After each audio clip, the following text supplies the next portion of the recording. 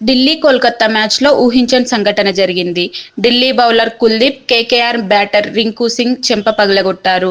నవ్వుతూనే బలంగా కొట్టడంతో రింకు సింగ్ మొహం ఒక్కసారిగా మారిపోయింది. ఇద్దరి మధ్య వాతావరణం హీటెక్కగా ఈ వీడియో వైరల్ అవుతుంది.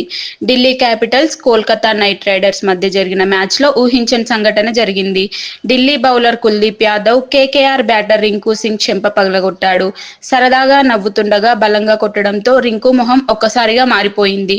మరోసారి కూడా కొట్టేందుకు ట్రై చేయడంతో రింకు తప్పించుకున్నాడు.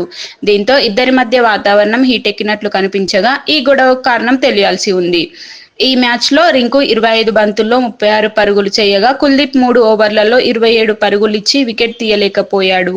ఇక డూ ఆర్ డై మ్యాచ్లో ఢిల్లీ 14 పరుగుల తేడాతో ఓడిపోయింది. మొదట బ్యాటింగ్ చేసిన కేకేఆర్ 20 ఓవర్లలో 9 వికెట్ల నష్టానికి 204 పరుగులు చేసింది.